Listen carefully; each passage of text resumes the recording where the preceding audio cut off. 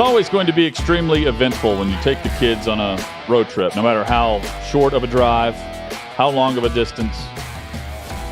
OutKick 360 rolls on across the OutKick network. Withrow is back from Gatlinburg, from the Smokies, from Dollywood. How was the weekend, Jeff?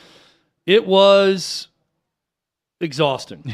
In a word, it was exhausting. I mean, I slept probably 10 or 11 hours last night when I got home to my own bed. Starting with the fact, two kids, you're in a strange condo to them. They're not out of the house that often. So you immediately get there and they're scared. We had this whole thing, hey, you girls get your own room. You got your sisters get to sleep in the same bed for one of the first times ever. And they were excited about that for about 10 minutes. And then it was, I slept with Lucy, the 2-year-old, and, Angie slept with Evie, our 7-year-old. And we rolled like that, which was fine. Everyone slept fine. That wasn't a big issue. Here's my advice, and I'm probably going to write about this at OutKick. Dollywood. That is a very well-run resort and place to be. They have, much like Augusta National or what people might say about Disney World, the workers there are great. They do everything. It's down to a science. The way the food is available and the shops and the rides and everything else. It's as good as can be done on their end. You need to have the same plan as someone who goes to Dollywood. We made the mistake of, we'll just go and see everything they have to offer there. Well, this place is ginormous. So you walk in, if you don't have a plan, you get in one area, and then before you know it, you've waited in line for 2 rides, and 4 hours of your day is gone. Well, I walk in, and I look over to the left, and I say, hey, over here is something called the Thunderhead. Let's go ride that, Evie, to my 7-year-old. We get in line, and I'm hearing the announcements on the speaker say, you will experience up to 2 Gs of pressure on this ride. If you have cardiac issues or high blood pressure, you need to step out of the line immediately. No cell phones, keys, any loose objects, as you will be going 55 miles per hour on this ride. So I'm getting nervous. I don't love roller coasters to begin with. I can handle them. I can't handle things that spin. I'll get sick with that. But I'm thinking, if I'm a little bit nervous, my 7-year-old daughter is going to freak out when this thing starts. So I'm trying to keep her calm, like, hey, this can be fine, giving her high fives. We're going to get through this, no problem, no issues. So we finally, and I can tell she's getting a little bit more nervous as they keep making this announcement.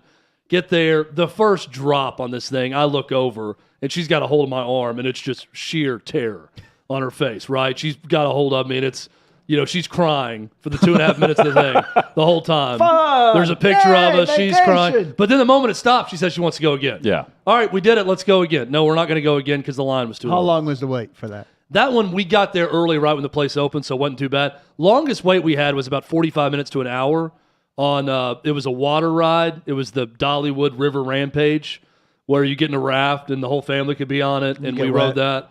Yeah, and then my 2-year-old was crying on that one because we were the ones in the back, so they drop off into a wave, and we got soaked to start. She wasn't expecting that. My youngest urinated on my leg at one point towards the end of the day. Yay, started to, I think, realize like she just woke up from a nap and was kind of out of it. We're on the train. There's a steam engine train. You ride through the park, and we're waiting to start that. And I felt like a little bit of pressure on my right thigh, and I'm thinking, yep, definitely that's a little bit of pee. A little bit of pee. And I look down, it's just a perfect circle, right on my right thigh. But look, we made it through. Different. We made it through. Different than typical. I mean, everyone had fun. It's difficult if you don't have a plan.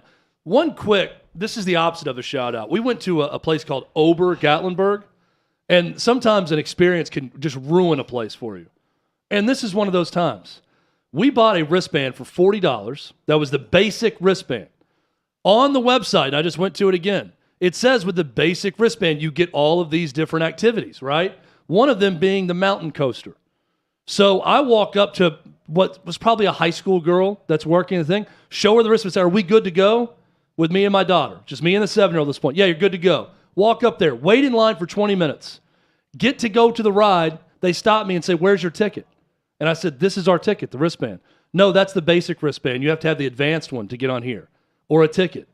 And I said, that would have been nice to know 25 minutes ago when we're standing up here. Go down there, tell the girl what happened. She says, oh, let me see what it says on that. Oh, yeah, that's basic. You don't get on this with that. I said, you just told me we could. How much to ride it? $16 a pop. So this is where I teach my daughter a lesson in budgeting. I said, we spent $40 on these wristbands.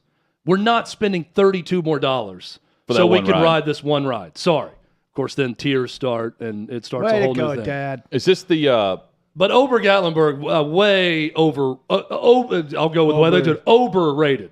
Ober Gatlinburg. is this with a B the is cable car overrated. thing that goes around the park? Or? It's the tram you take up the mountain. It's a ski resort for part of the year.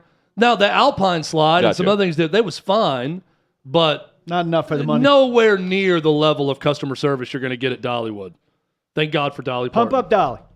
Coming up, Hall of Fame beef between two well-known Hall of Famers, because one guy just got in. The other guy's not happy that he was used as the example of why the linemen deserve to be in the Hall. That's next.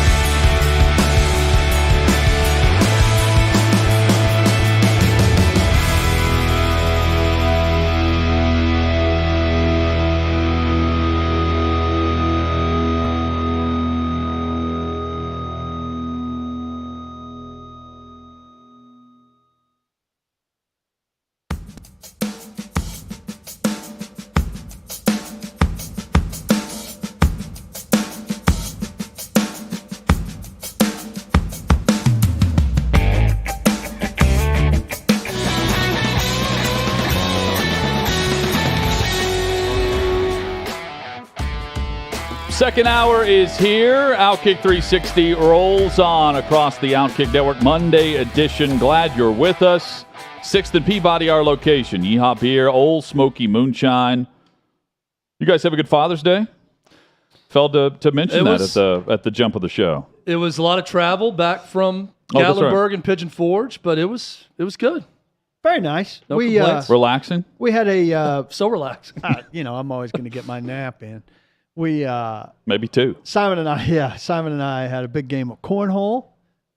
He was disgusted with his inability to find a rhythm. And the night before, we had a big game of Monopoly, which I hate generally, but he was reasonable at allowing us to put like a time limit on it. So the game had to have an end as opposed to playing out. And he kicked our butts. So there's got to be a world record for world's longest Monopoly game. It just goes on and on and on and we on. Can, right? I'm just impressed that, your child is at an age where he has the patience to sit through a game that long. That's the game he wants to play. I can't He's wait till I get to a play point. A board game, and I'm like, anything but Monopoly. I want to get to He's any like, "No, point Monopoly." where my daughter can sit and even watch something for more than 10 minutes. That's not Nikki, Ricky, Dawn, and Doc or whatever she watches right now. That's like a Disney Channel. Like That's not a tween bad show of the quads. You know what I'm talking about, the quads? Nicky, Ricky, Dickie, and Dawn. There you go. Thank you. That's what it is. So you're saying it could be a lot worse for Chad? Well, that show of all the shows. you want to know what's funny unmanageable. enough, and I think you'll approve of this. The one thing lately that we can watch at night is Price is Right. Oh, yeah. There was like a 50-year anniversary of the show, and Evie got into it. So she'll watch for like 10 minutes. She'll sit and watch that with me, and it'll keep her attention for that long. So maybe there's hope. Well, I am trying like heck to get him like. I regret kicking him out like when we're watching a movie or a show and he's hanging in the living room saying, even if he's watching YouTube on his phone, being like, hey, bud, can you watch somewhere else? It feels terrible. So like I said, hey, let's watch a family movie. I'll give you 5 choices, and I say Miracle, Remember the Titans, E.T., Mighty Ducks, Bad News Bears. No interest in it. In any of them? No.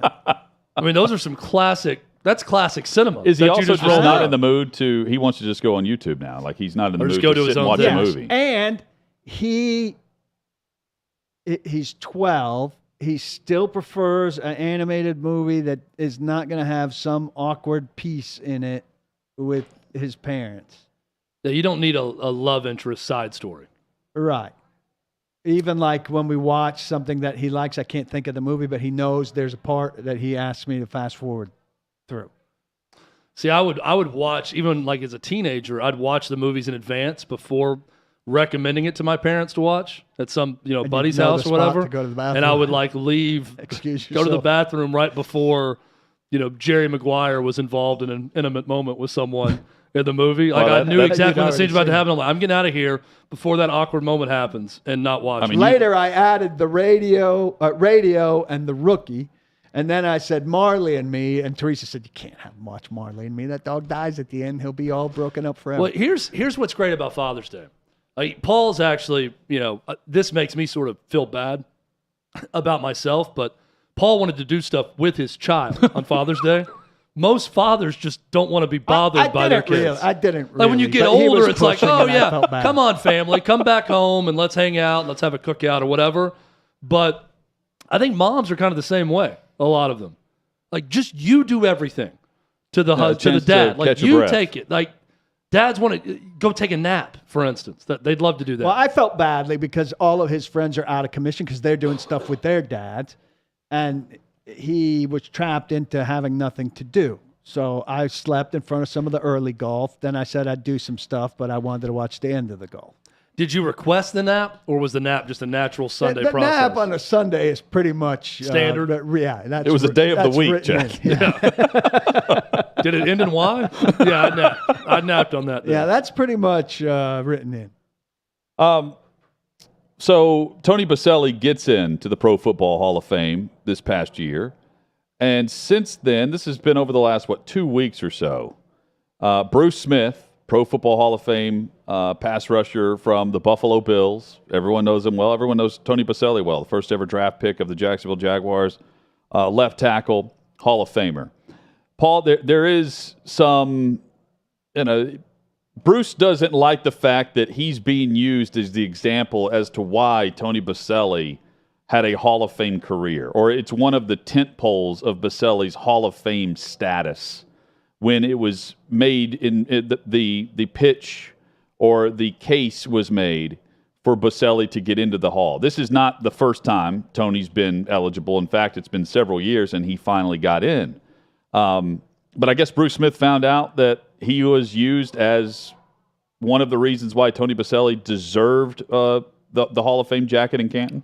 Yeah, so there had been a reasonable amount of discussion, I think it's okay to say, about Boselli's game against Smith, and I think an effort to get Smith to comment on that game.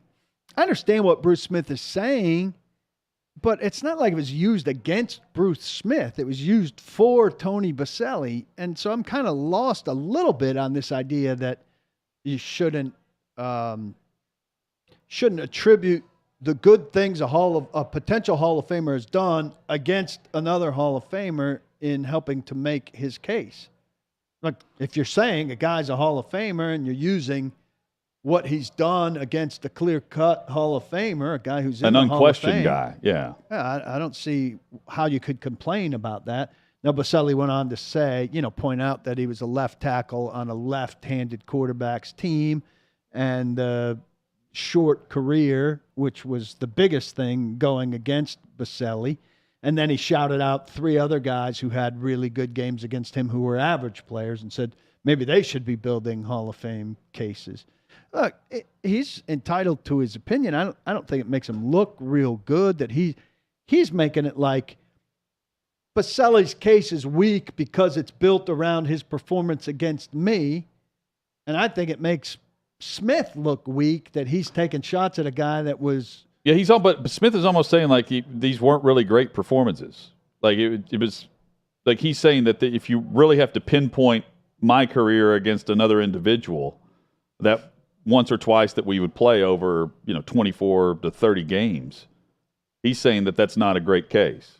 Yeah, he said his exact words were it sets a bad precedent. Bruce Smith says, Tony and I have no beef with each other, and they talked on the phone after all this happened. I hope and I'd like to see Tony enjoy this process, but I needed to address several of his campaign supporters because it set a bad precedent. Well, it's just a little bit of evidence over a career. Yeah. I don't understand what the precedent is. Does Bruce Smith think that he got in solely because he had a good game against him? That was hey, this is our one... I mean, that's why Boselli joking about, there's some guys that lit me up that probably have a Hall of Fame case now. Well, that's 1 or 2 games. Right. This is just pointing to 1 or 2 games as part of an entire career's argument to highlight some things of what he did against the Hall of Fame. Yeah, and I see no issue with this, and I think Bruce Smith is being utterly ridiculous. Yeah, he looks petty. It's a compliment to him. If the argument is Jonathan Hutton's going to be in the Radio Hall of Fame because he held his own with Chad Withrow for 10 years on a show, and I'm already in the Hall of Fame, and I come back and say, wait a minute, I take offense to that. He didn't hold his own. Why are people arguing that? Don't you get that it's a compliment that someone played well against you and they're using that as an argument? Yeah, and pick a guy. Let's say Champ Bailey. Well, you think when we discussed Champ Bailey, we didn't talk about how he did against Marvin Harrison and Michael Irvin and guys who were his contemporaries who were in the Hall of Fame? Of course that's a part of his case. How did this cornerback, a candidate for the Hall of Fame, do against the Hall of Fame wide receivers of his era? That's absolutely part of building a guy's case. So, and also, Bruce Smith wasn't in the room. He shouldn't be getting a play-by-play of exactly how things went down in the room. Paul, I think you're the only one who does it, that actually abides by this based on the reports that come out of that room. So kudos to you for sticking with that. Because everything else someone writes about or a player finds out. So, yeah, it's crazy. In the details of these stories, I mean, someone's clearly saying something. The only odd thing to me with the story, like that just seems out of place, are the 2 guys involved here. Like, it puts Boselli in a terrible position. What's he supposed to say? Well, but these are... Hey, I waited a long time. I think I'm worthy, and I've said that time and time again. Yeah. And I respect the hell out of Bruce Smith. It's the fact that it's now, right? which is random time. Very random. And it's after we know the Hall of Fame class. Also, these are relatively quiet guys on the grand scheme of when you go to some all-time greats for a quote. How often? I mean, Tony's Tony's on because he's in broadcast. Yeah, he's on the game of the week, but and a great guest, I might add, and very talented. Bruce Smith knows the game as well as anybody based on his experience. But you don't. It's not like you see their name out there a lot, right? And so whenever Bruce Smith speaks up and says this against Baselli, who's about to receive the Hall of Fame jacket, I'll raise an eyebrow to it because you don't see this type of discussion all the time where one guy who's in the hall calls the other guy who's in, but we're about to see the induction and has to smooth things over where he says there's no beef. I don't know if there is an apology or whatever, but I mean, Tony's been known to pick up the phone and call somebody if he hears something that's out of line. And I guess that was kind of the same tone and sentiment here. And it's with another guy who we don't hear from all that often. I think it put Baselli in an awkward and weird and unfortunate position because he didn't do anything wrong here. I mean, he wants to be in the Hall of Fame like every great player does. I mean, there was a case to be made against him, but I don't think his good performance against Bruce Smith was part of the case to be made against him. Well, he should thank Bruce Smith in his Hall of Fame speech. He needs to make a joke out of it. Yeah. Honestly, I would imagine.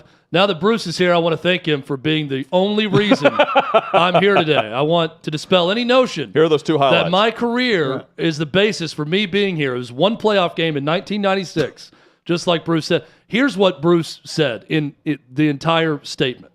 A large part of the campaign, Paul, you can agree or disagree or stay silent on this because everyone else in that room seems to talk other than you about this, which is good for you. A large part of the campaign to promote Tony Baselli into the Hall of Fame seems to be hyper-focused on a single performance he had against me in a 96 playoff game. On the one hand, I'm quite flattered to be considered the gold standard by which another player's game can be measured to determine his qualification into the Hall. But on a serious level, I and other Hall of Famers, throwing others on the bus too, believe it sets a horrible precedent to negatively zero in on a standing member of the Hall's play in order to validate the candidacy of a nominee. So I disagree with it on many fronts. First off, he's saying a large part of the campaign. I would say a portion of the case. And then I would say it wasn't negative about Bruce Smith. It was positive about Tony Baselli. Bruce Smith is already in the Hall of Fame. He got in because he's a phenomenal player. It wasn't him having a bad game that's been picked apart. It was Tony Baselli having a good game against an outstanding player. Well, I think this is even more points for Tony Baselli that he is absolutely worthy of the Hall of Fame, that this game still sticks with Bruce Smith. It is personal to him that he didn't do more in this game in 1996. This also is so over the top.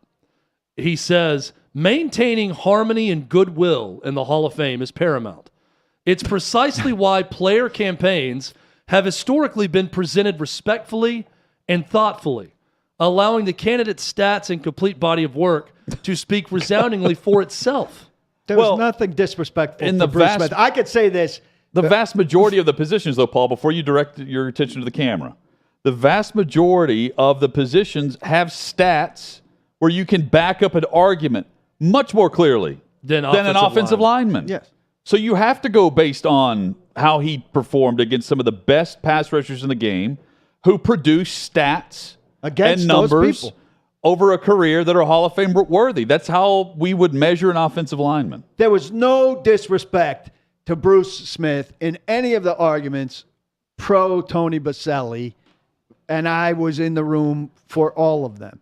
And cases are regularly made, again, with how a candidate did against Hall of Famers he went against. That doesn't make him disrespectful. That's asking, is he equal, comparable, deserving to be have a bust in the same room with those people? Is he on their level? If he got shredded, if a guy's had a massive career, but he got shredded by all the bronze busts that he went against, that would be a strike against him. If he matched up well with those people, that would be a check mark for him. That makes perfect sense. This is also just a really funny shot from Bruce Smith. Tony was a formidable opponent during his brief career. Yeah, he doesn't like the brief career. He also said, then he against... follows that up with, Paul, during my 19 years in the NFL, several outstanding left tackles. I mean, this is personal. This is personal, but he can say whatever he wants. But we don't hear from these guys often enough for it not to be personal. He's got a problem with any talk about Tony Baselli, and he's got a problem with the game he had against him, and he is still harboring a bit of a grudge because of that and any mention of that game. But you know where where Bruce Smith would have been wise to have shared this information? Off the record with the Buffalo rep or anybody he trusts of the 48, now 49, I think, or I don't know the number off the top of my head, privately in that room. And I think he should have shared it with whoever gave him the information about you guys talking about his game against Baselli. Yes, and people were trying to get him to talk about that game. He could have easily, off the record, told somebody, I don't believe Tony Baselli is a Hall of Famer. And that would have come up in that room, and that would have affected Tony Baselli's case. And maybe been enough to alter a vote or two that would have kept him out. Well, maybe he's thinking, and not gone public. I'm just looking at the other side of the coin here, trying to figure out why he wouldn't do that, because it's common. I mean, he knows the process. This is not Tony Baselli's first year as a finalist for the Hall. So if you don't think he's getting in because he's one of the 15 every year, but he's never one of the 5, then you don't say anything until he gets in, and then you're like, hang on. He'd been in the 10, and if you're getting in the 10, it's pretty obvious you're advancing. And it was pretty obvious what was happening, that offensive linemen were clearing out in a systematic order, and he was next up. I think the tone was pretty clear that he was going to get in, but he wasn't going to be ahead of Hutchinson and Faneca and Moai, and then, other things needed to happen where there was a year where there was room. And that's basically what happened. And Bruce Smith's smart enough to know that that's what's happening. If he wanted his voice heard that he wasn't a worthy Hall of Famer, should have had it heard before, not after. Or you just want it out there because you don't like the guy. Like, I can't – it's hard to not read into it based on the timing of everything. He could have impacted it, though, if he wanted for sure. Paul, you're now on the coach and contributor committee for the Hall. When do you guys meet for this? Yeah, I'm excited. I don't know the whole schedule, but I have a list of 37 that we vote to reduce to 25 by the 29th. So I think I have, 9 days to finish my reading on this and vote. It's an extensive list. Buddy Parker, the old-time coach. I'm really interested in some of these old-timers. Carl Peterson, the GM back from the Chiefs, Marty Schottenheimer, Mike Holmgren, Mike Shanahan, Seymour Siwoff, the Elias Sports Bureau founder, Bud Adams, and C.O. Bricado, the Oilers scout. Ralph Hay, who I'm amazed that is not in, who held the original meeting in the Canton Auto Showroom that created the NFL. Seems to me like a guy I don't understand how, just on that one occasion, from that one meeting, is not in the Hall of Fame is strange to me. Another one, Chris Berman, who will have my unwielding support as a Hall of Famer. I look forward to your Bruce Smith-like statement about his candidacy. Those are the types of people on this list, and only one in this current cycle, 23, 24, and 25, one coach/contributor will get in each per year of the next 3, while 3 seniors will have the chance to get in but won't definitely get in.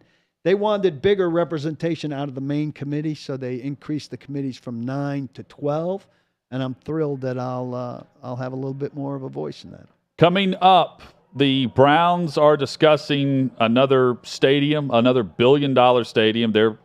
They seem to be next in line based on their lease. We'll give you the details here of that. Also, Tom Brady, Sean Payton, and the Dolphins. It was a story, but not as massive of a story as the headline that it was. And neither guy has denied this report whatsoever. We'll discuss what it means or what it could mean down the line.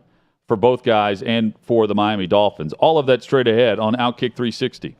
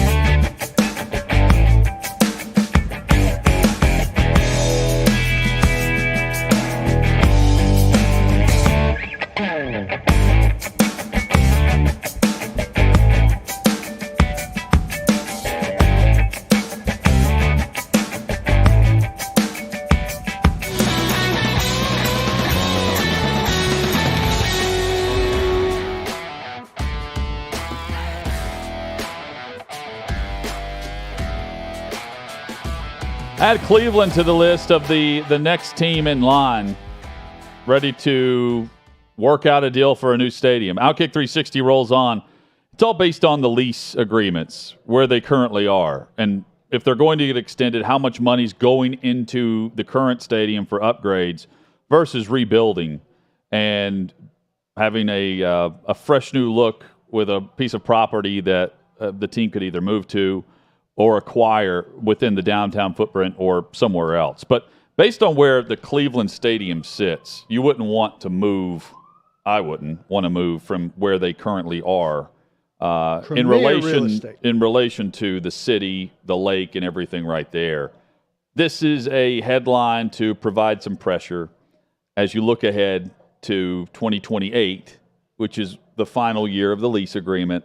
If you're trying to get talks going with the city, with the state government, or however those things are worked out initially, to me, this is one of those tactics in order to get talks going. And the report came from an odd source, which was also told by the Browns that they were way, way ahead of the story. But that's the same calendar that the Titans, that stadium opened, I believe, in 1999. I think that's right, yeah. And, you know, I that stadium feels like it's a lot better shape to me than Nissan Stadium. Well, but I also thought this, so it's a $1 billion stadium. So that's the initial report. Who knows how much it ends up being? But my thought initially is, that's all? Like, you're willing to build a new stadium for $1 billion. And I realize $1 billion's a lot, but not in comparison. Like, if you're doing it to get into some rotation to host other events, okay. You could also do it the way Washington's trying to do it, which is they're legitimately moving areas, which is not in a good area anyway, and going to do it where it's going to be small and a dome and, you know, exclusive. That's fine too. They're on the low end of attendance. But guys, if I'm looking to just scrap what I have as one of the 32 teams and rebuild, and you're looking for public finance involved with the private partnership, the private-public partnership, I'm trying to do more than just box cutter, cookie cutter stadium. Because if I'm on the city end of things, if I'm on the state end of things, how quickly are we going to be right back where we're currently sitting, you know, a decade or two from now, where the NFL and the ownership in place wants a new stadium, or there's going to have to be repairs because what we did on the cheap, even though it doesn't seem like it, what we did on the cheap is going to need to be upgraded years from now, and you're right back where you are, instead of trying to do a little bit more than what's necessary in order to sustain what you have. I'm with you. I don't think that you need to build lavish. I don't think you need to be SoFi or Allegiant. But you cannot cut corners and be cheap. I'm sure hoping that's not what will happen here in Nashville. I think it'll be what it needs to be and really nice, but not extravagant. Don't be extravagant, but you've got to be nice. And you've got to not have a 30-year expiration date. We can't have 30-year expiration dates on $2 billion projects. Now, if you're trying to be, Nashville's going to get itself into maybe not as frequent a rotation as SoFi Stadium and Allegiant because of Nashville weather and because of size of venue for the Super Bowl. But, you know, for every two in SoFi, maybe you get one in Nashville, Super Bowl-wise or whatever. That's fine. And if Cleveland can build something that gets itself into that, maybe less frequent than that because of even more extreme weather, that's fine. And then I think that'll be the trend around the country. But all these buildings need to be 50, 70-year life. Yeah, and if you're going to take, unless you are a billionaire, we drove, speaking of SoFi, we drove by Steve Ballmer's project for the Clippers, where he's funding the entire thing. It's 2 city blocks, and he's building the Intuit Dome that the Clippers will play in. It's all his money, and he can do that, and he's, getting very little pushback or direction from the city of Inglewood as to what he has to do on that property. if you're going to take city government money in any way, then they're all going to be at least have the capability of having a roof over it because you want year-round events because that's going to be the stipulation of the city. So if you really want to stick with outdoor football and you feel that's important to your franchise, you better have enough money to fund it on your own and build what you want. The other part of this it's interesting moving forward is you mentioned it with SoFi. That's not in necessarily what you would consider LA proper. It's a little bit on the outskirts, right? I know it's a big sprawling area. Doesn't matter out there. Nothing is central. Well, you mentioned that they need to be at that location in Cleveland. Well, do they? Yes. For 8 home games downtown? Is that where their season ticket holders could be anywhere, want to go? But that's the place to be. I say that. Look, I get that. I think so. I get that 81 home games is different from 8. All right. But the Braves are a model for it is much better where they are right now in suburban Atlanta, where their season ticket base is, with a full development in a stretch of properties that's residential, that's commercial attached to it, with the Battery and Truist Park, than anything they could have done in downtown Atlanta. I think Atlanta's different, though. Wouldn't you agree? I don't know enough about Cleveland to say one way or the other, but I think you got to be downtown Cleveland. Richland Coliseum was the Cavs' home for a generation. And was it Richland or Richfield? Richfield, maybe. It didn't work. And they came back downtown. You want to drive things downtown in a city like Cleveland. And that's prime real estate to the degree. I don't know, Hutton, if you have a better sense, like is there another spot on the lakefront right there where maybe municipal was, where they could build there and go back to parking where it is? I'd say go play it at Ohio State or somewhere for 2 years while you built there. They have like 70 acres. The city of Cleveland owns 70 acres right there, lakefront. And it's right around the same area from where the Reds, where you've got the Indians. You've got Hall of Fame. Right on you've got the Hall of Fame. You have the Browns right on the lake. The Rock and Roll Hall of Fame. Overlooking Cleveland and the backdrop there. So what they want to do is similar to what Nashville's doing with the sprawl of shopping centers and condos and in some form or fashion affordable housing, parking garages, just have different things on this property that they own because you have the two ballparks right there. And instead, I think the Browns are at least based on the report here, are thinking about, okay, if we've got the lease here, let's make some assurances if you're going to develop all this that we're getting the most out of this that we can before this lease expires. And they want a piece of that pie. Just as long as it's in range of the map room, our place. Yeah. Oh, the map room, yes. Yeah. We'll be back soon. You got to go so big, I think, or just so not big. It's got to have endurance. Like whatever you build now, I would think of it more of functionality for the future. It's something that's going to be a space that can host your football team, of course, but that can host event after event after event for a longer period of time. But because everything is changing so quickly now, you want something you feel like is state of the art, but also not going to be looked at as a relic 15, 20 years from now. Yeah, and the other thing is, look, I understand, and it's easier to do here in Nashville where the weather is relatively temperate. The weather has not been a big factor in Nashville outdoor football. Cleveland, it's what Cleveland football is. So, and Minneapolis has had back-to-back indoor venues now. So they took the weather out of it a long time ago, before really we got into the modern NFL. You're going to change Cleveland, which is a mistake by the Lake City, which is about, you don't want to go to Cleveland in November or December, to, it doesn't matter. Well, I respect the heck out of the Bills, for sticking with that and saying, no, we're not going to build something indoors because we want that wind. We want that weather. We want these adverse conditions for playoff games. I love that. And we've sacrificed I hope Cleveland never concerts. changes, but my point, especially if you're Jimmy Haslam and that ownership that has made a number of mistakes with that franchise, I'm telling you, if you're coming to me as a billionaire and I'm the mayor of Cleveland or the governor of Ohio or whatever, fine, we'll talk business.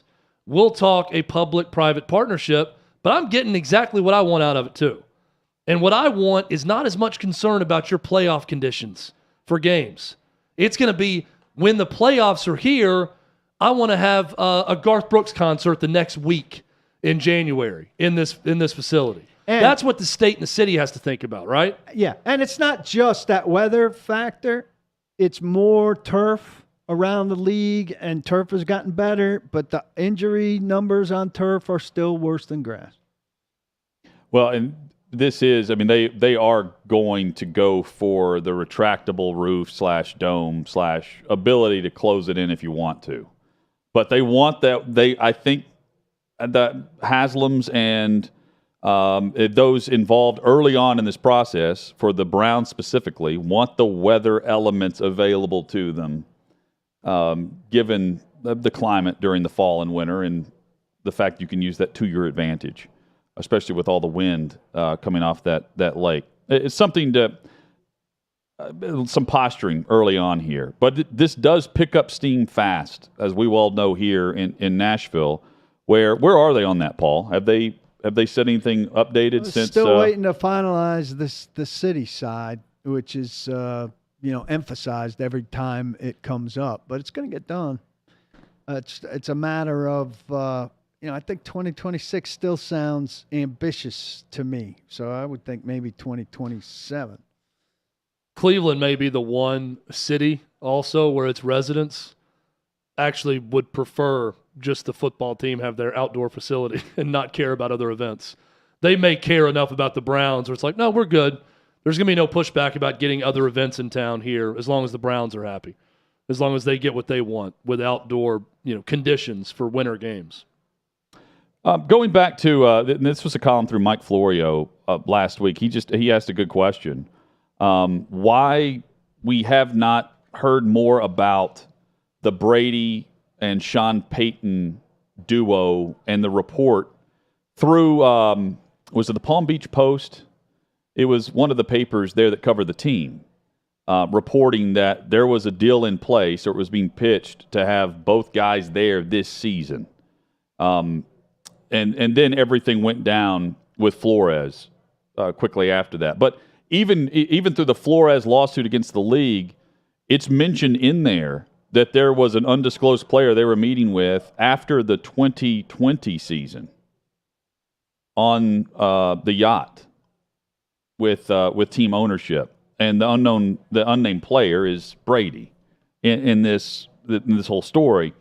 In any typical off season, I feel like this would be massive discussion, because you've got Tom Brady and Sean Payton, who at the time is currently coaching the New Orleans Saints in the same division as Brady, and you have Miami, one of the rivals to the New England Patriots, trying to get Brady to come be the quarterback for them and help them not just win the division, but do the same thing he did in Tampa Bay.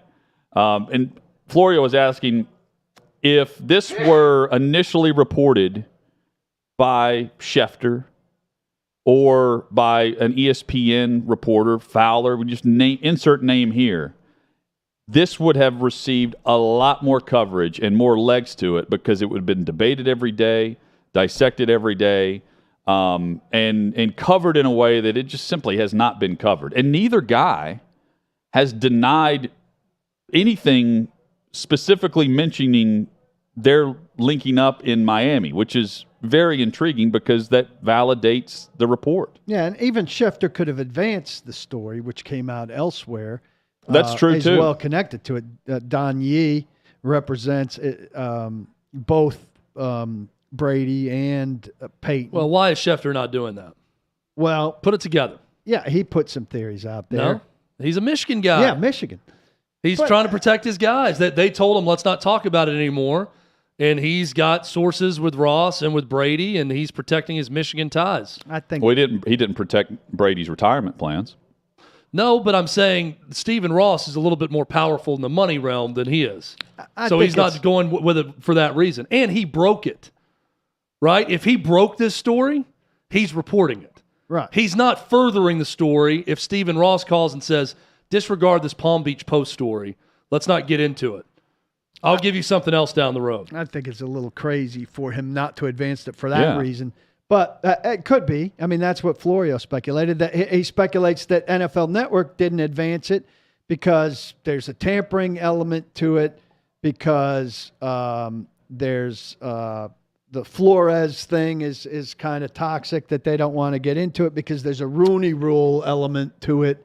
All things that NFL Network would like to stay away from. But NFL Network doesn't generally stay away from it. It does stay away from ownership stuff, and so I think it would stay away from the Ross element of it, the Flores element, which then automatically takes you to the tanking element of it, and I think it's indivisible from that. Well, the tanking element of the story has been covered upright, left, by everyone's talked about thoroughly that. covered. So it's not like people are avoiding it.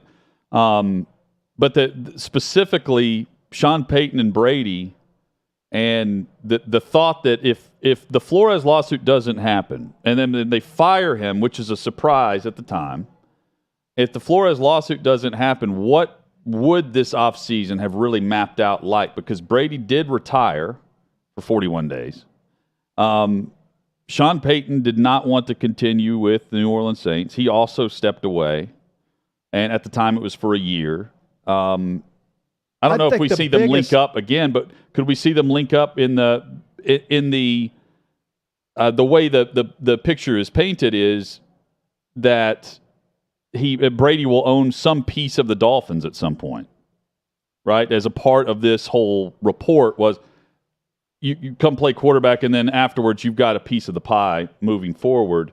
That's where we could see the two actually become a tandem if they wanted to go that route. I think the biggest obstacle to the whole thing that was under-discussed, even in the discussion that was going on, was the idea that the Bucs were going to deal. And then Arians at the owners meeting that I was at in Palm Beach said like 7 firsts, when he was asked about dealing Brady in the I don't know, remember what stage of this story it was, but he said, for us to give up, we have no interest in trading. I think Brady was retired at that time. Yes. There was only speculation of him coming back. Yeah. No, at the owners meetings. Yes. Yeah, because this is where the story surfaced about Arians hadn't retired yet. And there was one story about him sitting at the hotel bar, kind of distant off to himself. But I don't think the Bucs were going to trade him so easily or so. What would Miami have been willing to deal for him for 1 or 2 years of Tom Brady? And what would have done to the Fox deal, which was probably nothing in motion at that time? Yeah, he just would have been playing for a different team because he's just going to start with Fox whenever But he's you would done have thought playing. Miami would have intended for him to play longer. Like we're all presuming now he's only going to play for a year. If you trade a ton to the Bucs for him, you're intending for him to play 2 or 3 years. But what realistically would the Dolphins have given up for him? Well, in this case, they'd have to trade not just for him, but for Sean Payton too. Yeah. So they're giving up a ton in those 2 trades when he would have wanted to be surrounded by more than what the Dolphins had. They weren't going to be getting him Tyreek Hill. Well, they gave up a ton for him too. Right. Well, those picks would have been going for Brady and for They were Payton. willing to trade for Deshaun Watson. I mean, let's just go back in time here. Like they've been after the next quarterback for a while, even with Tua. They were after the next head coach for a while, even with Flores. So they would have really who emptied knows? the vaults if they were doing it. And if you're Tampa, if Brady's retired and he's going to either stay retired or go play for the Dolphins, do you call his bluff or do you say we'll take a draft pick in exchange for the rights to Tom Brady because we can use that to begin the transition of moving on, and meanwhile you've got Brady for a year? Well, I think it would have been multiple draft picks. I think they ultimately would have given in, but I think it would have been multiple draft picks. Hit us up on Twitter at OutKick360. Coming up, Stanley Cup Finals so far, not much of a series. Colorado cruising over Tampa Bay. We'll discuss the Lightning and whether or not they have another comeback in them based on what we've seen this postseason. That's next on OutKick 360.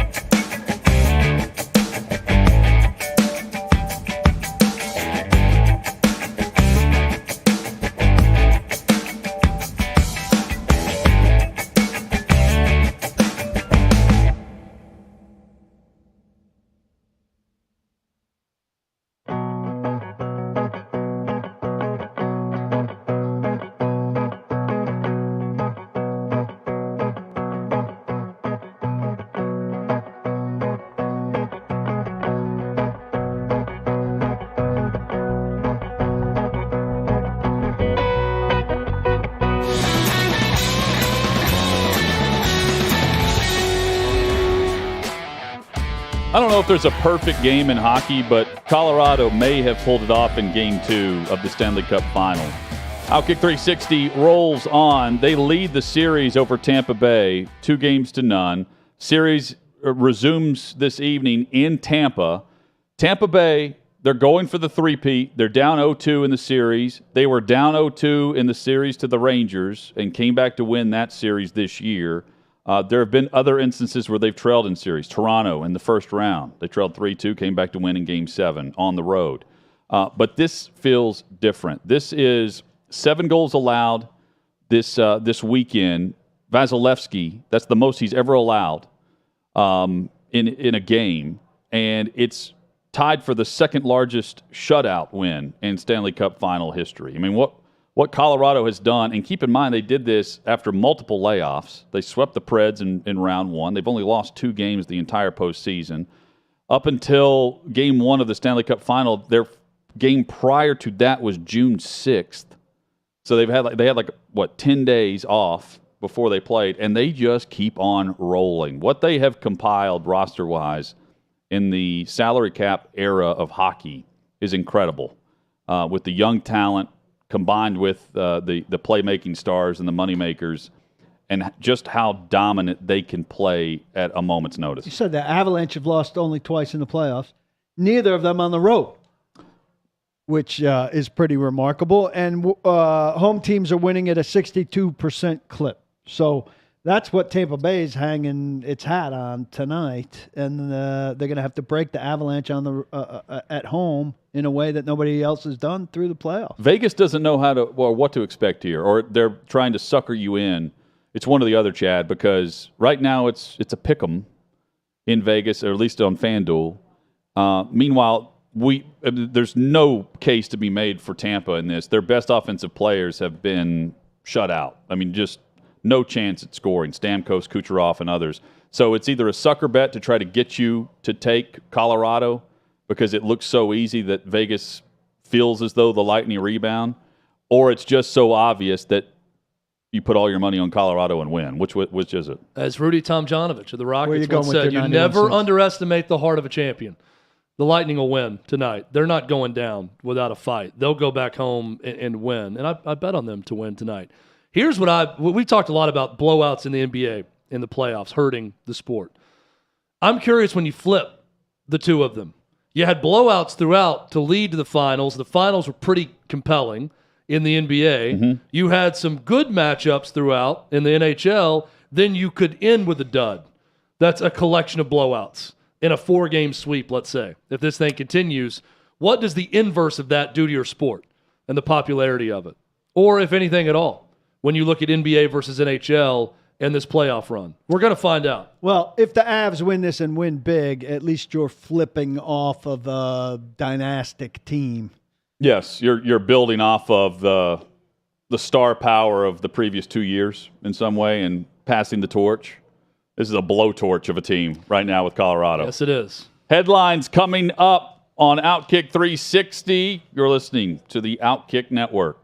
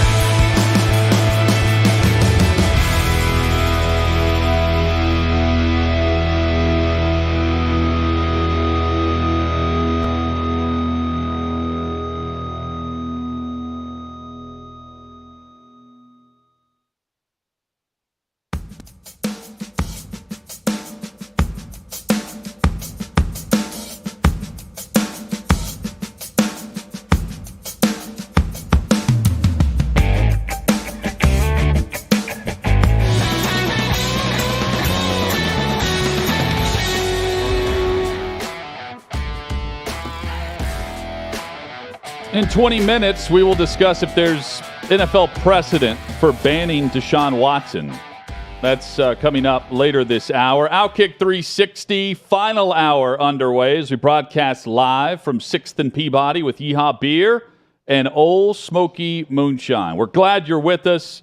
All of our great radio partners across the OutKick network. And if you're watching on the video stream, we say hello to you as well. You can join us in the chat room. Hutton, I'm glad you brought up Old Smoky and Yeehaw Beer. Great facilities in Pigeon Forge, where I was this week.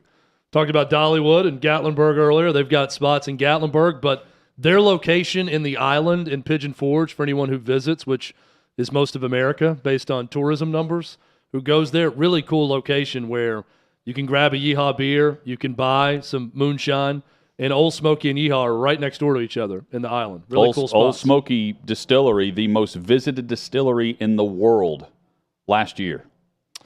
Smoky Mountains National Park, the most visited park in the world also. It's got something to do with that.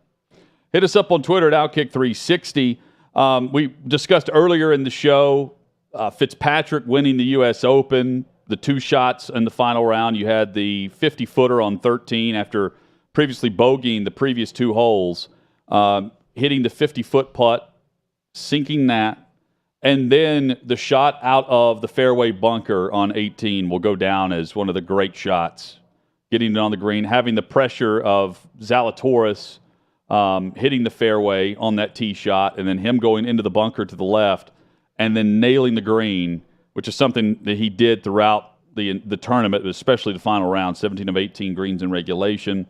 He wins by just playing outstanding golf on the first 2 shots of each hole. And at 27 years old, he wins his first major, but has always been around the pack. Matt Fitzpatrick has been there around the top 10 contenders, not just majors, but recent golf tournaments.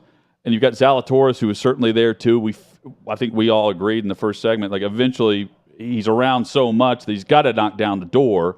But I think human nature starts to creep in, and you start asking yourself, okay, man, how many opportunities have I let slip through the cracks based on 1 shot on a Friday that would have had me in a situation on a Sunday based on the way the tournament played out? And the other young stars on the PGA Tour, they were shining bright over this entire tournament, and it was a fantastic weekend of golf for the USGA and the US Open, and well done by Brookline and the Country Club, everyone there in Massachusetts.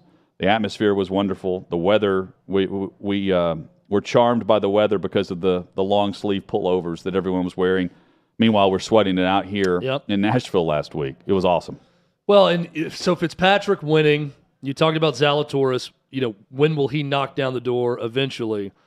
Every time we see one of these guys under 30 win a major, I'll throw Colin Morikawa into this list also. And he's already won 2, and he's 25 years old. So he's on a very good path right now. I think for the interest in the sport, we're always going to be interested in these majors, in these big tournaments.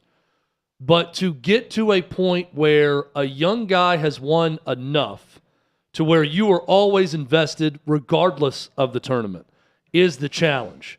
And we are reminded time and time again, Jordan Spieth, the great example, who went on a terrific run for about 1.5 years and hasn't done a ton in terms of major wins since then, or even being in contention. It's really hard. It's really hard to become one of those players on tour. It just is. And we might wait 15 more years till we get a true star that's winning a ton of majors.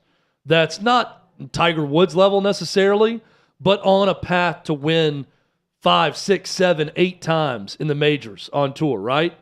Colin Morikawa has 2. He's 25. Fitzpatrick has 1 now at 27. Are we going to see the next player take the next step? Well, like you're saying, we may not. I mean, we get spoiled because we've had some, and we've had the best, well, not the best, the second best in terms of major wins relatively recently. But who's to say that there's another one or another one anytime soon? I think that's part of why you watch, because you watch the next guy get 1 or 2, and you wonder, is this going to be the guy who takes off and does a bunch or not? But I don't have to have that in order to have the rooting interest, though. I do think a guy like that captivates America, particularly if he's American, because that's what turns you into a superstar, and we don't have a superstar. And if you don't have if you don't have one for a long time, we've seen what happened to tennis. But I don't think golf could reach that because an American's going to win a major at least every once in a while in golf. Well, here's the beauty of golf to me, in this country and every country for that reason. I don't give a damn about Tampa Bay or Colorado. Just don't. Never will. Don't care. Don't care about either market. Don't care about either franchise. Cannot get behind it. Don't care. Sue me if you love either one of those teams. Don't care. Also don't care. Every weekend on every Sunday, there's something to care about with one golfer that's on the leaderboard. You can pick something. You can find something. There's going to be a group of guys over the weekend that's going to be in contention unless you have this tournament where someone's 13 strokes ahead and you don't like them. You can pick someone to root for. But are you tuning into whatever this weekend's tournament is? Well, no, but I'm saying on every major, or if you want to watch golf and you like the sport over the weekend, my dad's one of them. He'll watch every tournament. He's not a diehard fan of any one person, but he can find something on Saturday or Sunday he's into. He's like, I like the way this kid plays. I'd like to see this guy who's never won a major stay in contention. I'd like to see this guy who hasn't won on tour in 7 years, who's now in his late 30s win. Whatever it may be, there really is something for everyone you can attach yourself to because there's so many players. And at the leaderboard, for the most part, on Saturday, I'm looking at the leaderboard and I'm thinking, this is great. It's a revolving door of young superstars, possibly, in the sport, right? It's certainly the nature You're never going to get in a situation like I am with the NHL where I just don't care about either franchise. Well, that's the nature of a field versus a team sport. I mean, if your team's not in the Final Four or the Final Two, you're not going to have an interest in it the way you can in a field. It's the nature of golf in general. I could not care about either tennis player at a Grand Slam final and not have much interest in it. But in golf, you got so many people and you're playing against the field that you can always pick something you're into. There was a great story, Joel Dahmen, who had a share of the lead after 2 days of this tournament, of the U.S. Open. And his backstory is remarkable because there was just a chance encounter with a financial benefactor. There's the only way that I know to describe this guy. So he was, if not for this chance encounter, he wouldn't have been on tour. Probably, but who knows what he ends up doing, but there's no way he ends up where he was over the weekend. So Damen's 34 years old. If you rewind to his college days at Washington, he's from a small town in Washington. He flunked out of college in 2006 at the University of Washington. And a year later, he ends up at the Washington State Amateur. And he is paired with this kid named Nick Taylor, who played at the college at the university and had recently qualified for the PGA Tour. So he's paired with him, and Nick Taylor brings along this guy named Brad. Well, Brad's father is this guy who owns Ross Aviation, who recently sold his business and was tagging along that weekend with them.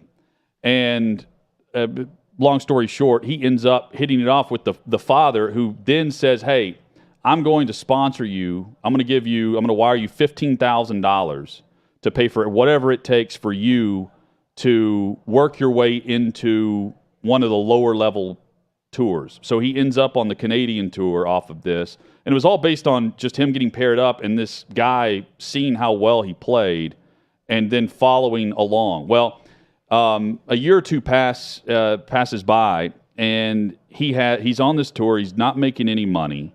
He has no health insurance, and he goes to the doctor, and he has testicular cancer.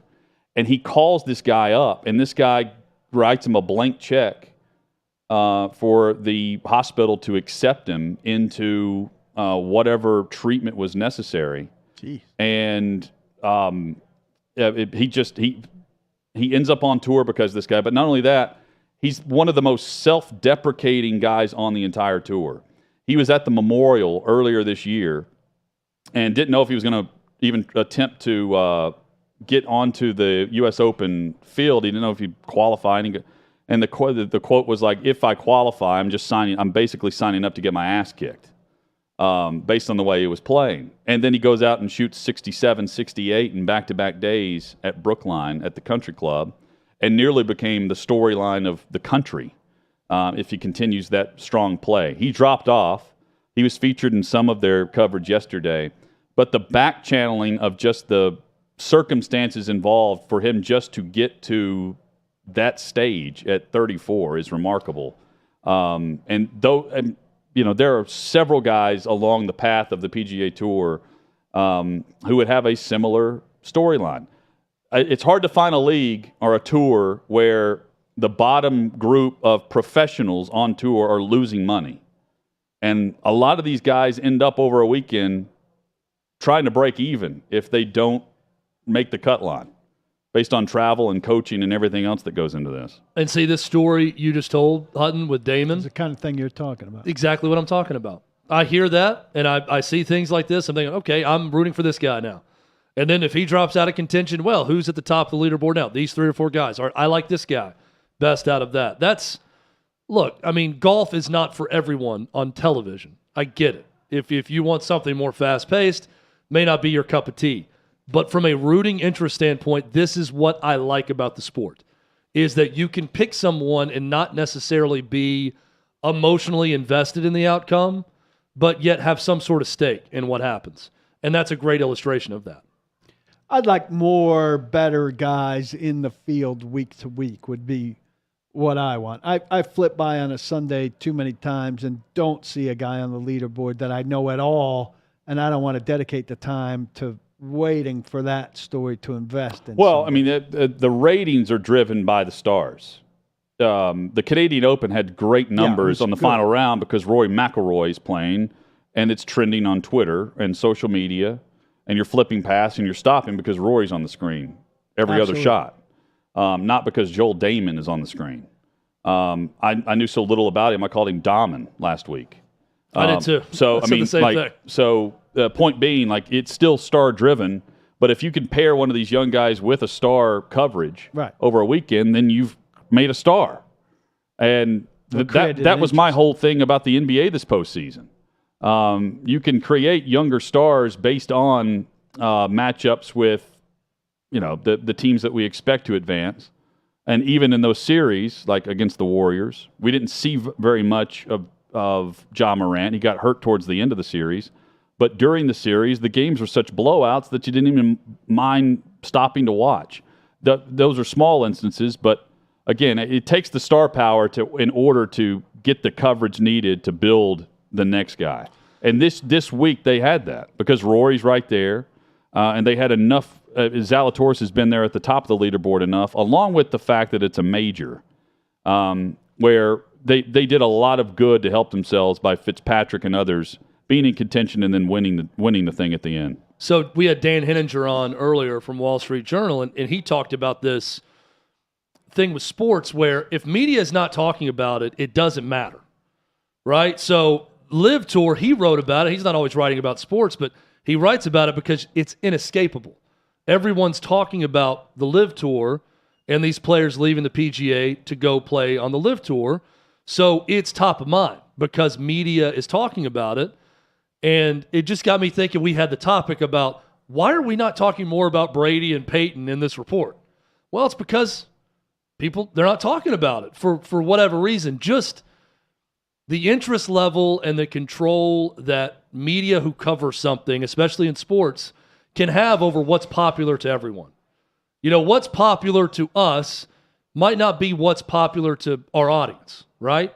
So we're going to do the best we can at talking about what's popular nationally and what's popular to our audience. But let's not fool ourselves into thinking that we're talking about what's popular nationally unless it's a topic like what Hutton brought up with why are we not talking more about this nationally based on what people are talking about nationally and then telling that to our audience and discussing it. The whole cycle to me is interesting about what we choose to really dive into and talk a lot about, one of which we're going to get into in the next segment that everyone's talking about, and rightfully so. But other things we just choose to, in a vicious news cycle, Read the headline, see it, and move on. Well, that never really gets discussed. It's also, I'm not talking about us, but nationally and even regionally, we can't handle more than one story at a time. It's really crazy. And I'll go back to when we had the major 100-year flood in Nashville.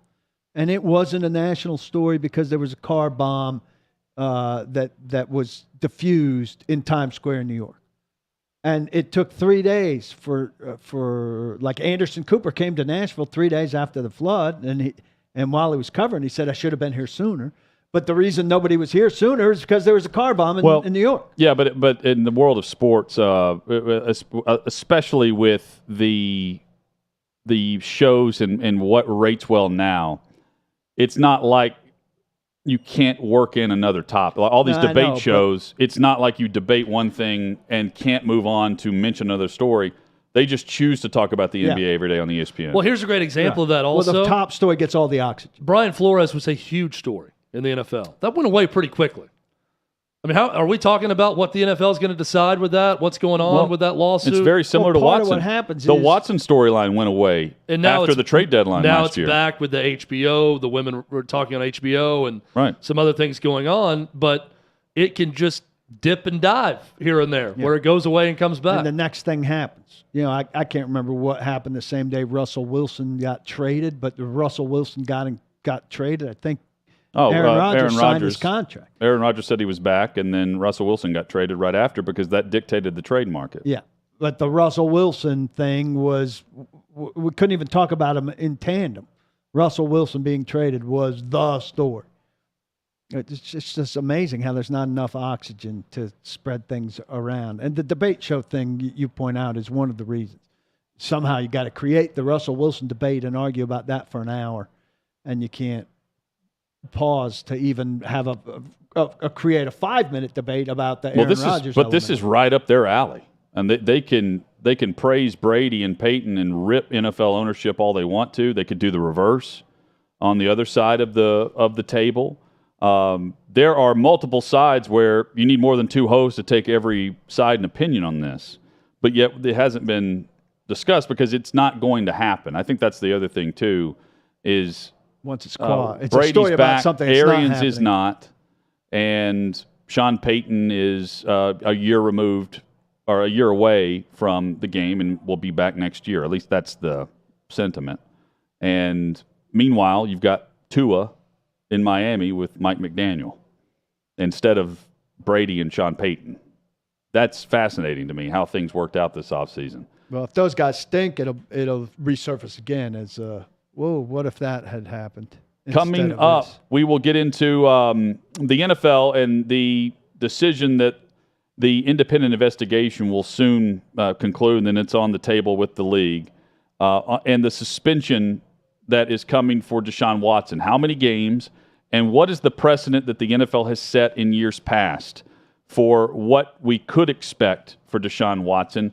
What would be, quote-unquote, unprecedented, as the Pro Football Talk report had last week? We discussed that and more with this story next on OutKick 360.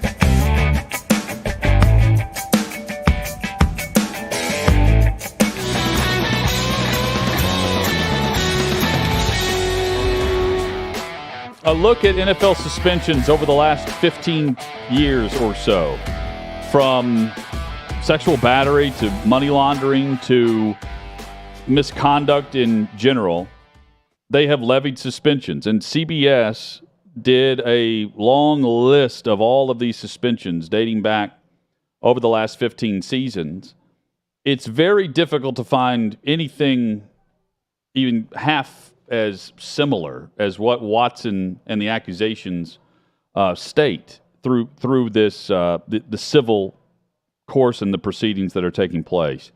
But I'll run through a handful of them because I think the sentiment now has turned from, and you guys let me know if you agree. I don't want to speak for both of you, but the sentiment from the way I hear things, most people covering this have gone from what they expected to be around a 6-game suspension that would be reduced to 4 upon appeal. And I'm not arguing one way or the other. I'm just basing it off of what we were hearing, to now full season. And it's nothing's been determined in between that first line of thinking and now, except for public opinion is now at the forefront of whatever decision is going to be made.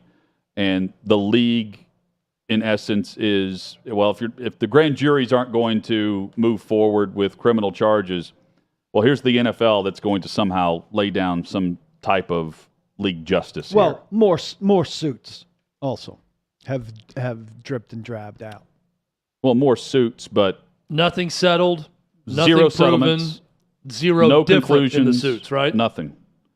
And that's what I'm getting at here is there have been. No, but I think in more suits comes the threat, or not the threat, but the idea in their head that it's not going to end, and that more suits could drop the moment they come out with their suspension. Well, Hutton, I want you to go into the precedent and things we've seen in the past and how it could dictate the future.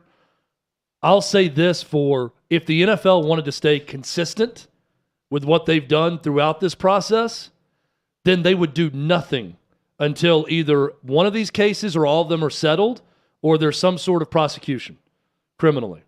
They just completely stay out of it because that's what they've done so far. I'm not saying that's right or wrong what they've done, but that's been their stance. There's a we are different stance believing to it. him until proven guilty by either him admitting guilt through a settlement and or some sort of prosecution, because what has happened since then that would change their stance on that? No, nothing. Given they've done nothing legally, so far. Nothing legally or in the civil courts at all. Nothing's been settled. And we know nothing's going to be settled when I say settled, I'm saying from the court's perspective, nothing's going to be settled from any type of ruling until next year based on what Tony Busby is saying the timeline is. But on the other side of that, they also haven't had anybody facing this many civil suits. Well, I think you got some info on precedent with some other there's cases. Not much for the civil suits itself, but the charges, and again, this is all based on the league's personal conduct policy, which it's Paul, it's not as vague as what it was in the old CBA, but still fairly vague. Yep. So I'll just go in reverse order here. In the most recent suspension last season was with running back Darius Geis, who was with Washington. He was suspended 6 games for assault and battery. Charges were dropped, suspended 6 games. Antonio Brown in 2020 for burglary and battery charges. He was suspended 8 games of that season. Kareem Hunt, 8 games for an assault incident with no charges. This was 2019. There were a couple of others. Richie Incognito with the Raiders was suspended for disorderly conduct for 2 games. Michael Kendricks with the Seahawks, insider trading. He was suspended 8 games there. And the key with all this are either no charges or charges that were pending at the time. Jameis Winston, no charges. Alleged sexual assault, 3 games for the Bucs in 2018. Dante Fowler with the Jaguars, suspended 1 game for simple battery. There's a list of other players here going back to, Pac-Man's on this a few times. Pac-Man Jones in 2017. His most recent suspension was 2017, 1 game for assault where those charges were reduced whenever he was with Cincinnati. Was that the spit? Spit, I think. He's, of course, retired now, but that was the spit incident, one of them. Yeah, yes, the rail. That's right. Sheldon Richardson with the Jets, a speeding charge. 1 game for Sheldon Richardson. So, I mean, there's no full charges, season, and there's nothing more than 8 games. Right. But I think, I would say if guys have been suspended for one incident where there was no charge or one incident where charges were dropped, Darius Geis was dropped? Darius Geis' charges were dropped.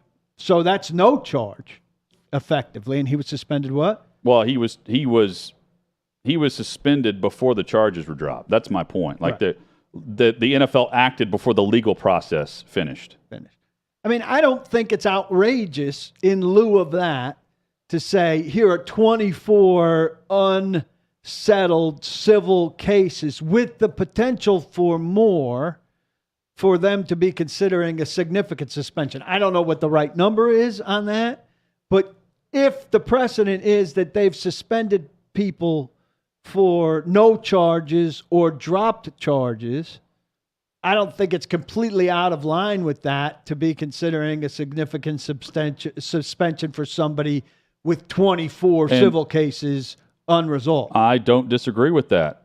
I just wish they, came out with this last year, because all this existed last year.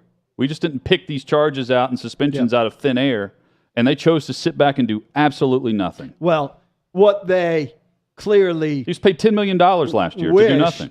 Hoped is that grand jury came back with something more definitive. In this case, it would have been going forward with criminal charges.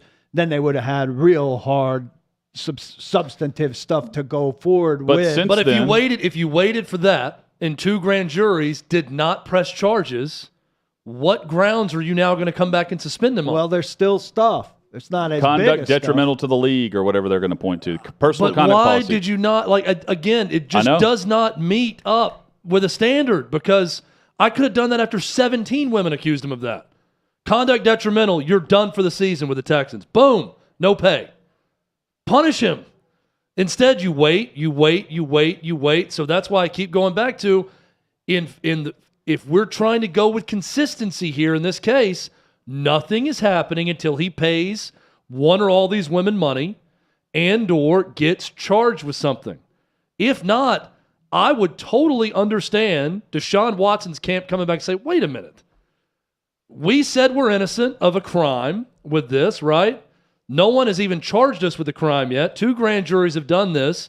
You waited it out this long. You were willing to hear my case, hear what I had to say, and you're going to come back this much later with nothing else happening and suspend me? I mean, again, I'm not saying he's got some, point of power to argue with the league if they do suspend him, and I'm not saying what's right or wrong in this case. I think he's going to get suspended. But the NFL has shot them, to me, in the court of what is fair or consistent, has shot themselves in the foot repeatedly by not acting. Because there's been plenty of instances where they've acted with far less info.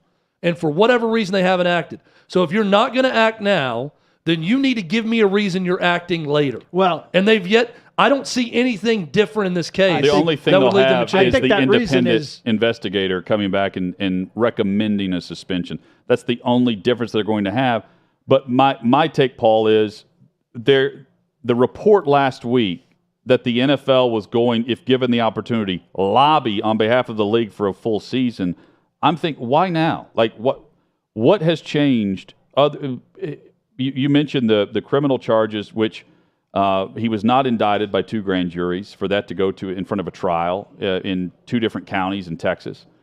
If not, then when? And I don't understand the timeline of acting on this, given the fact that of everything that has been allowed to happen to this point, the fully guaranteed money, the fact that he was a member of the Texans' active roster last year, that the commissioner didn't want to put him on the list. He was either going to suspend him or not. That's what he said.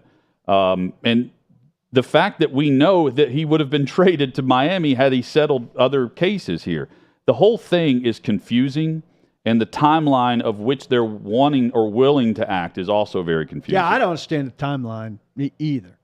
I mean, the timeline is they don't have a deadline, so they can continue to do whatever they're doing.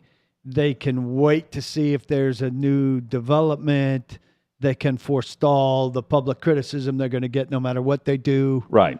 All of those things. But there's no real clock that the clock is the first game. And then, I don't know what the voidable language is in a contract like his, but for them to hand out the contract that they did, I'm speaking of the Browns. Yeah, that's on the Browns. It's on the Browns, but they had to have some. They're basing that off of 2 grand juries, just like a number of other teams picked up the phone and called, inquiring about this. Yeah, I think the voidable stuff, if I remember correctly, when the thing came out, was if he does something new. New on top of whatever but is. But the old stuff, he's in the clear for. It truly blows my mind when you compare this case to Trevor Bauer in Major League Baseball. Because a lot of writers that I've read keep coming back to, John McClain has said this with us. If Trevor Bauer got 2 years for an allegation, then the NFL is not going to be left looking like they're lighter on this type of crime than Major League Baseball. So he's going to get at least a year, or he's going to get at least this many games, right?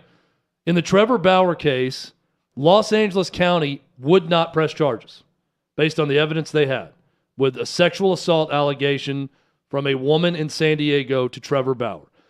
Major League Baseball conducted a separate investigation on their own, and they found Trevor Bauer guilty of enough, while not criminal in that case, to suspend him for 2 seasons, 324 games suspension.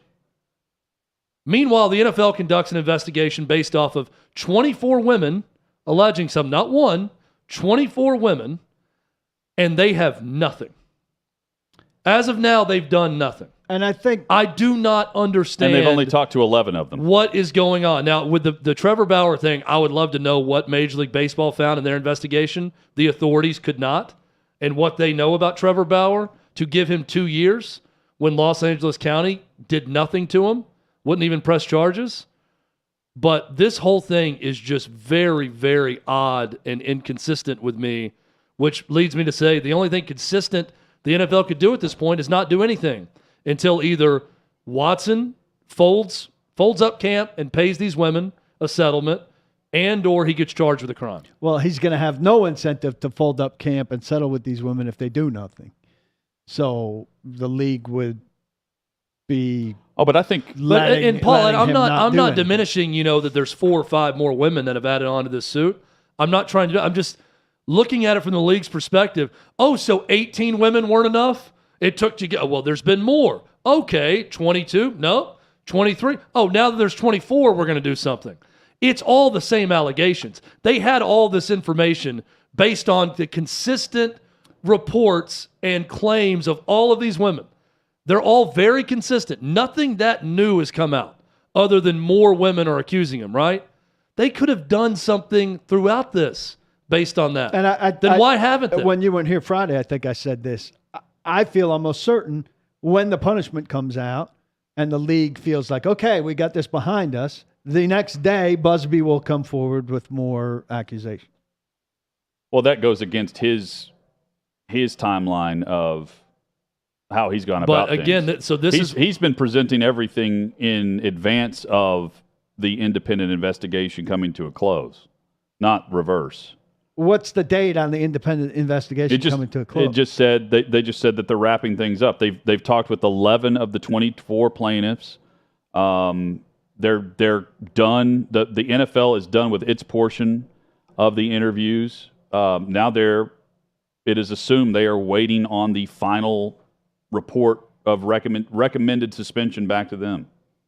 Okay. Well, I still wouldn't be surprised if something new, through Busby or not, comes out afterward, because somebody who had an interaction with him will be upset over the penalty.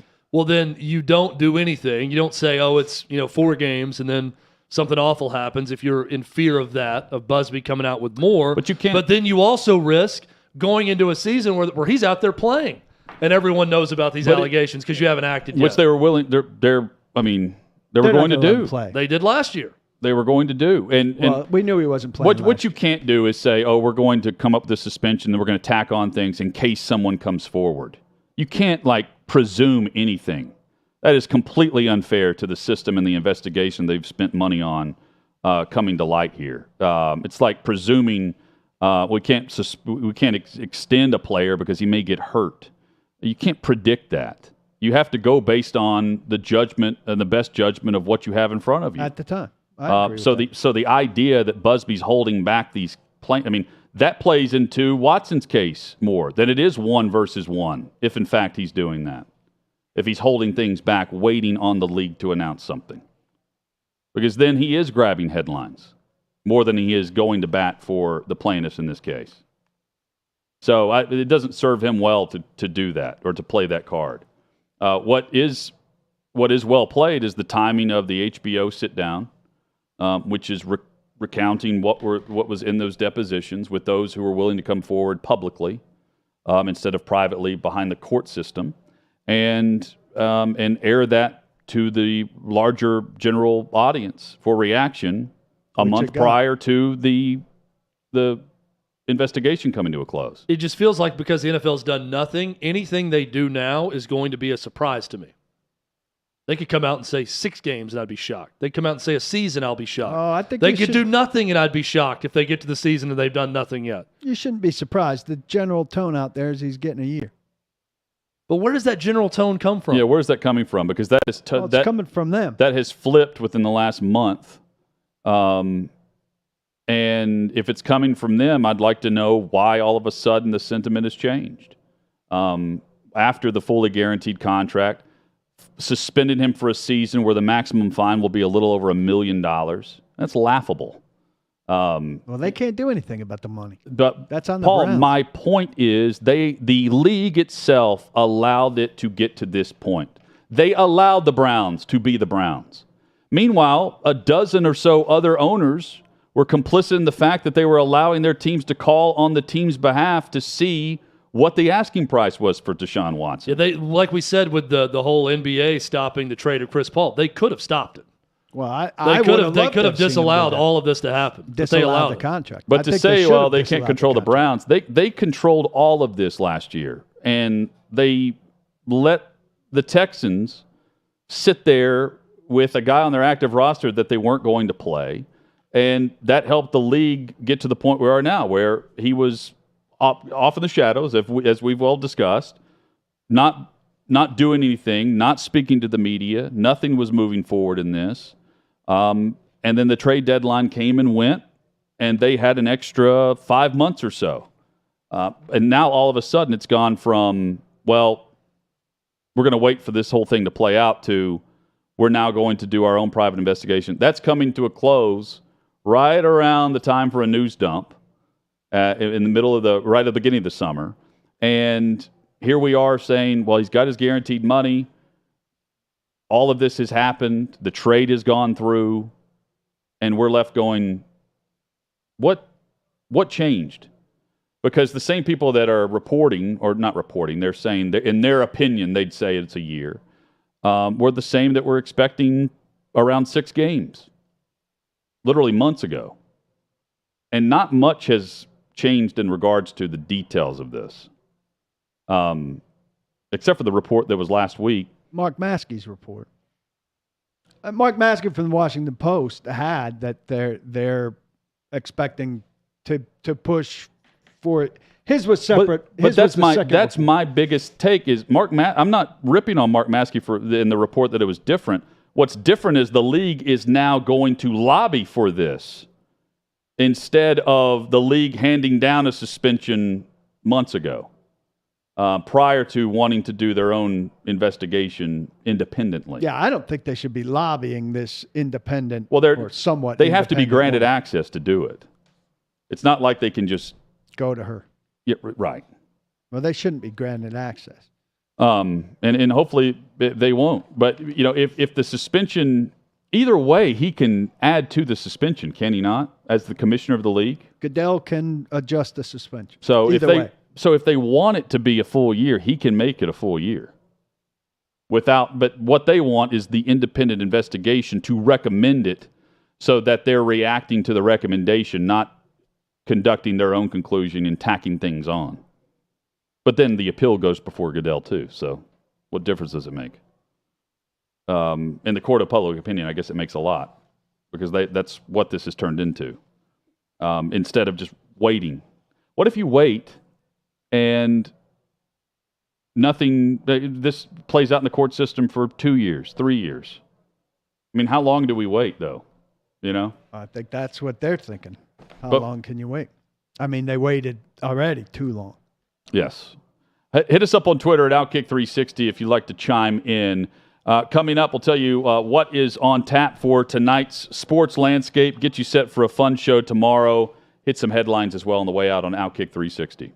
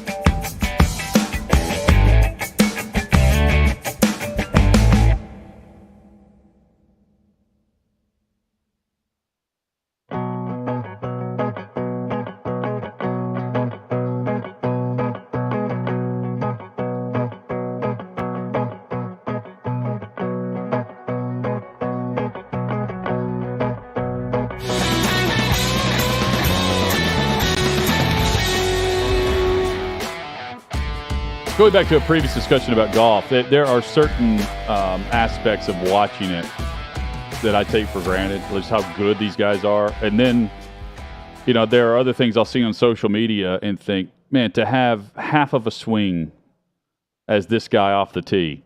Arch Manning, number one recruit in the country, is like this. Effortless swing. He had this video of him at Topgolf. And Cooper, his dad, was like, yeah, he doesn't even play golf. I wish he played golf more growing up because we would be on the course quite a bit. And, I would love for him to take that up too. And he's like, he really doesn't play. Are just all really athletic football players, baseball pitchers. I'm trying to think of the quarterbacks, not players. Quarterbacks, pitchers. Are they all good at golf?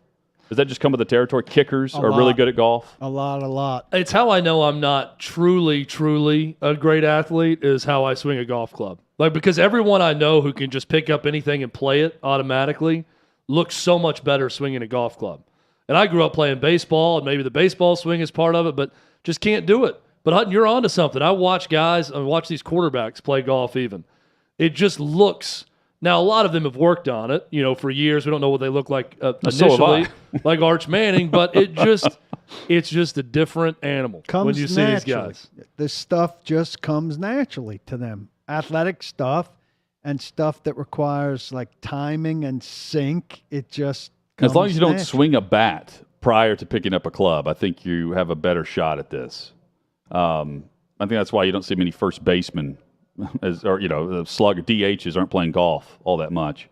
At least I don't think Pete Alonso is playing a lot of rounds of golf.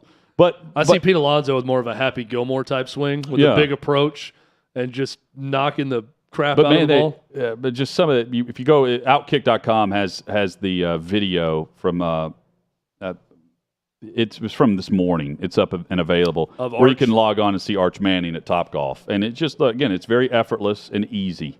Paul, earlier we asked this question. Davey got us this, and I'm just now resurfacing the topic. We asked world's longest Monopoly game, Guinness World Records. According to MonopolyLand.com, the longest, what would you guys say? How many days? It's not as long as I would have guessed. I was going to say like 14 hours. Now I'll say 3 days. Yeah. 4.5 days. Okay, so you guys are way low. I was thinking like there's got to be some idiot that did this for like 3 months straight. There's not. Well, they take sleep but it's breaks. Close. I guess 70 days. Yeah, you have to sleep at some point. Longest Monopoly game, 1,680 hours or over 70 straight days. I'm getting off easier than I thought. I think the official start of summer is sometime this week, Paul, maybe today. I think that you and Simon should get started on this and break a Guinness World Record. Not interested. Summer's here. Records were meant to be broken. You know what? This summer we're going to set a new record. What's that, son? Monopoly. I Longest think I Monopoly had game a ever. world record in that I spent really the majority of the game in jail. I was in jail constantly. I wasn't passing go. I also wasn't passing the houses that he had on Boardwalk and Park Place. And I never rolled my way out of jail. I never paid my way out of jail. But every time I got to my fourth turn, I then rolled doubles when I was out of jail anyway. Well, get working on this longest game ever. Get out of jail. You know, and it's get really working long on this for longest game the ever. Guinness World Record keeper who had to sit there and validate this as the world's longest game. And I'm sure it's soon ended after they set the record. That's my prediction. Hey, back at it tomorrow. John McClain will join us and much more. Glad you're a part of the OutKick Network for OutKick 360. Don't block the box. Do lock your locks.